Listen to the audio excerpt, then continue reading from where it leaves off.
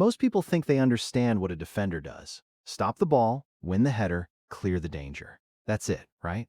But if you ask a professional manager, they'll tell you that description covers maybe 20% of what's actually happening on the pitch. On a standard football pitch, 11 players take the field. The striker gets the highlights and the big endorsement deals. The goalkeeper gets the blame when things go wrong. The midfielders get the 30-minute tactical breakdowns on Sky Sports. And the defenders? The guys standing at the back? They get something worse than any of that. They get ignored. Most fans see defenders as obstacles, human walls that exist to stop things from happening. But that framing misses the point entirely. Not all defenders do the same job. Not even close. The difference between a classic sweeper and a modern inverted fullback isn't just a slight variation. It's an entirely different job description, a different skill set, and a completely different role in the team's tactical DNA. Once you understand what each type actually does, I promise you, you'll never watch a backline the same way again. You'll understand why a ball-playing center back commands a transfer fee that seems insane until you see the first pass they make. And you'll finally see why some of the world's best teams fall apart the second a defender you've barely heard of gets a hamstring injury. The foundation? The center back. Let's start where every defensive system begins, at the heart of the storm. The center back. The center back is the absolute foundation. They are the last line of organized defense before the goalkeeper. Their job description includes the dirty work, winning aerial duels, blocking shots, and intercepting passes. But what separates a good center back from a legendary one isn't just their height or their strength. It's their brain. The center back position demands tactical intelligence above almost every other physical quality. A defender who reads the game 1 second better than the striker they're marking will rarely ever need to make a sliding tackle. Why? Because they already closed the space before the danger even existed.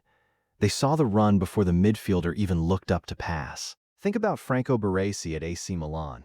He wasn't the tallest guy on the pitch, and he wasn't the fastest.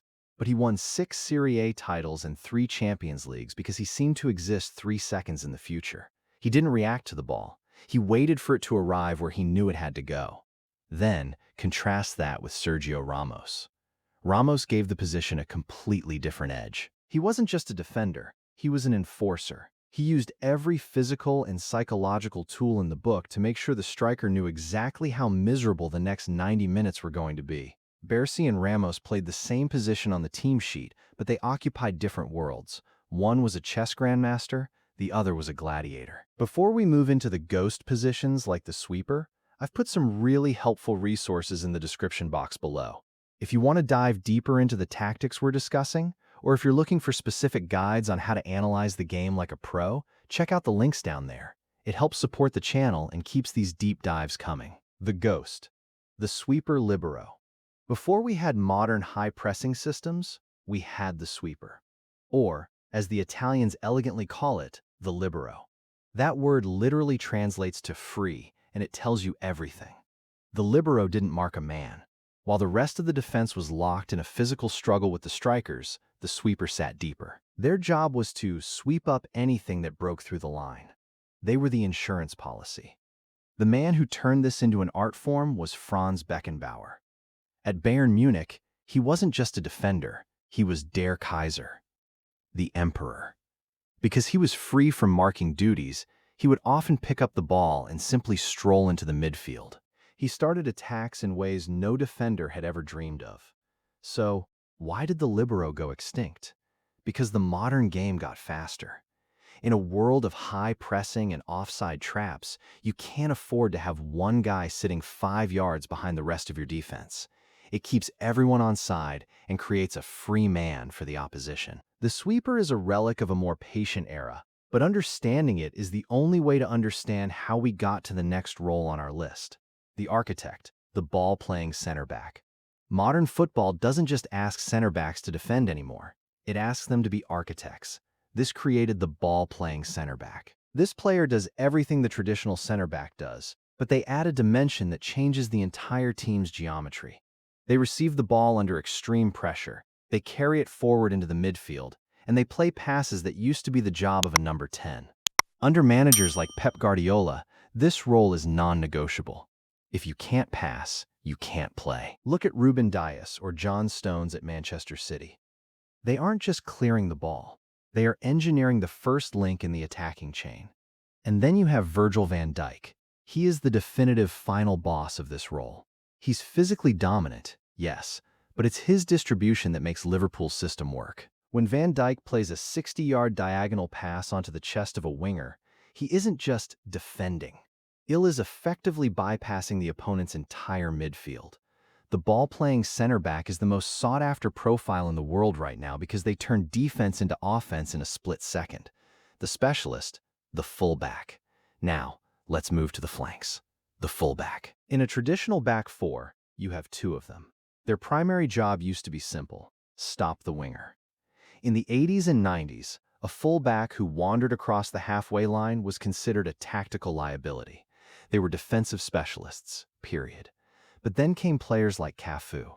He was technically a right back for Brazil, but he played more like a winger who occasionally remembered he had to defend. He won 2 World Cups by essentially owning the entire right side of the pitch by himself. And on the other side, you had Paolo Maldini. If there is a perfect defender in history, it's him. Over 900 appearances for AC Milan, 5 Champions Leagues. When Maldini was at left back, that side of the pitch was simply settled. It wasn't a zone the opponent could exploit. It was an asset for his team. The traditional fullback held the line. But as the game evolved, the line started to move. The attacker. The wingback. The wingback is what happens when you give a fullback permission to stop pretending they are a defender. You usually see this in systems with 3 center backs. Because there are 3 big guys covering the middle, the wide players are free to push forward. They deliver crosses, they make runs into the box, and they function as wingers for about 80% of the match. Look at Antonio Conte's Chelsea title-winning team with Victor Moses and Marcos Alonso. They weren't just defenders, they were the primary source of width and crossing. Or look at the legendary connection between Jordi Alba and Lionel Messi at Barcelona. When Messi would drop deep, Alba would sprint forward like a sprinter. It was a synchronized mechanism. The wingback is the fullback, fully unlocked and dangerous. The glitch, the inverted fullback. Finally, we have the role that effectively broke the tactical map, the inverted fullback. This sounds like a contradiction. A wide defender who moves inside? A player who is supposed to be on the touchline but ends up playing as a central midfielder? When Pep Guardiola popularized this, analysts didn't even know what to call it. But the logic is brilliant. By moving a fullback into the middle, you create a numerical overload. Suddenly, your opponent's midfielders have 3 or 4 players to deal with instead of 2. Trent Alexander-Arnold is the most famous example of this evolution. Officially, he's a right back. But functionally, he is a creative playmaker. He leads the league in assists, plays cross-field passes like a quarterback, and dictates the tempo of the game. Then there's João Cancelo, who perfected this at City.